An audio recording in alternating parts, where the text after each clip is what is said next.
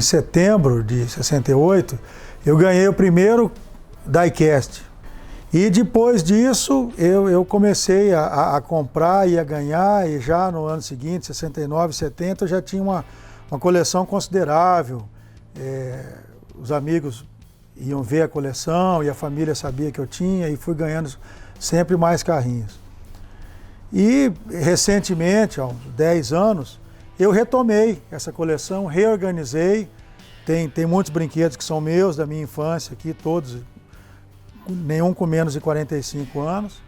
E comecei a adquirir outras peças que eu achava interessante para contar essa história do colecionismo, do miniaturismo.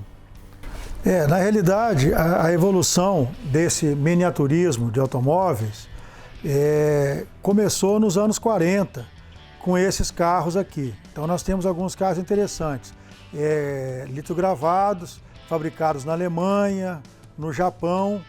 E aqui tem uma peculiaridade, esse é um Lilliput, ele é German US Zone, foi uma área controlada pelos aliados depois da guerra, no pátio fabril alemão.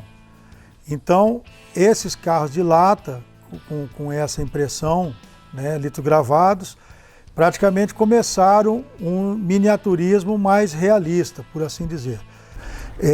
Depois daquele segmento, nós temos nos anos 50 e 60 uma grande produção desses carros de lata no Japão. Também litogravados e tal, uns carrinhos estilizados, em tamanhos diferentes, também os carros de lata. Tá? Que parte desse primeiro segmento do miniaturismo de automóvel. Esses carros aqui eram brinquedos mais simples, vinham em cartelas e tal. Talvez aqueles alemães eram um pouco mais sofisticados, seriam como esses diecast atuais.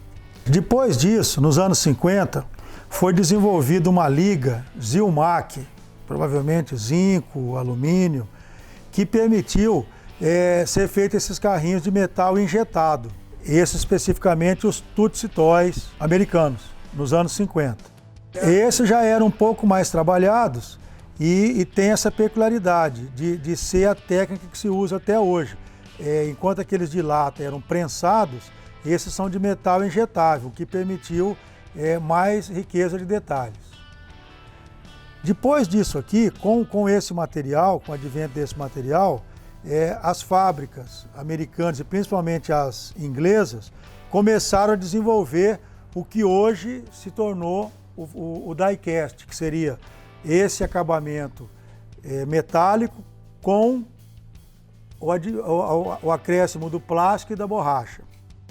Esse aqui já no final dos anos 50, as fábricas inglesas já começaram a entrar nesse segmento. E vocês vejam que a gente começa a ter maior riqueza de detalhes, inclusive com pintura, o frisamento dos radiadores, esses detalhes. Esses carros aqui, eles são da Meccano, que é a fabricante dos Dink Toys, já final dos anos 50, provavelmente começo dos anos 60.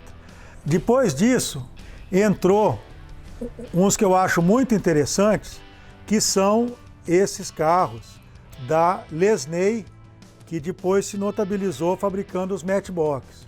Também ainda com essa característica do metal injetado, o Zilmac, já com alguns detalhezinhos mais elaborados. Alguns já com o acréscimo do vidro de plástico, e isso aqui é característico que é o diecast, que ele já é a liga de Zilmac com o acabamento plástico, que já seria praticamente o segmento que nós temos até hoje. Vocês podem ver que esses carros aqui já têm uma riqueza maior de detalhes. Então aqui praticamente final dos anos 50 e início dos anos 60, já se abandonou os carros de lata e os simples carros de Zilmac e entramos no segmento que é um termo que não tem uma explicação, né, que seria o diecast, que notabilizou-se com a Matchbox da Lesney, o caixa de fósforo, né? A Dink Toys, a Corgi Toys também inglesa, e aí nós entramos num segmento já de carros super elaborados. Então aqui, ó, são Inclusive, esses dias os colegas comentando sobre as rodas. Então, os primeiros Matchbox, eles têm ainda esse eixo bem similar ao eixo daqueles primeiros die-cast. É um eixo rígido, com as rodas já de plástico ou borracha, mas ainda alguns detalhes mais sofisticados, como esse aqui que vira as rodas e tal, né? E detalhes como esse aqui é um clássico, né? O Ford GT40, já com motor, com acabamento interno, com volante. Esse é um clássico die-cast, né? Já o Matchbox, né? O Ford GT, Matchbox. Esse aqui é do final dos anos 60. Nessa época, a Matchbox ainda não colocava o ano de fabricação. Aqui já começou a colocar. Ó. Esse aqui é de 1968. É uma característica desses carros da Matchbox, o ano de fabricação. E aqui, por exemplo, a gente chega ao que eu chamo do requinte. Esse é um Corge Toys já dos anos 80, um Ford Thunderbird com bastante riqueza de detalhes, abertura de porta-malas e de cofre do motor. Então seria os die-cast no apogeu, já com detalhes como faróis, lanterna. Isso seria a evolução dos die-cast. Quer dizer, a gente percebe, comparando com esses aqui, desses carros se chegou a esses, né? Esses Matchbox todos, a maioria 1:72, aqui eles são quase que 1:87. Esses carros de corrida, eu acho um dos mais interessantes. Nós temos aqui alguns da Matchbox ainda nos anos 50 e 60, ali atrás temos alguns também.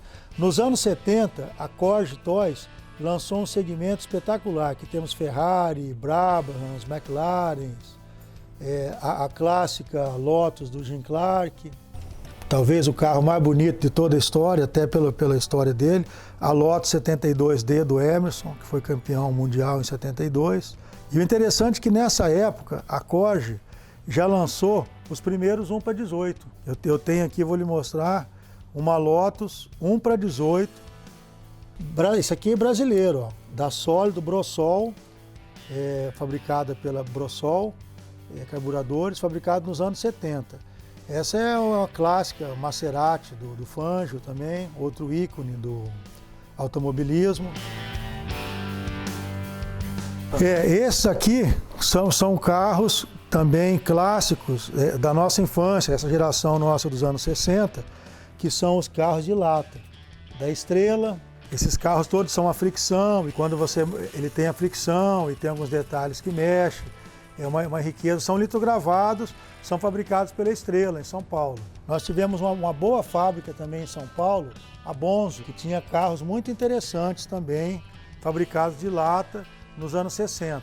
E os tradicionais carrinhos de pilha japoneses. Esses eram fantásticos, que eles andavam, ele parava e o bonequinho tocava buzina, tinha um som e tal. E um outro segmento também muito interessante são os carros de bombeiro, né? Os carros de bombeiro eram os top, né? Esse aqui tem a escada Magiros que sobe, você monta a mangueira, ele também funciona a pilha e tal. Esse talvez seja um dos carros assim, mais importantes da coleção. É um carro do Besouro Verde.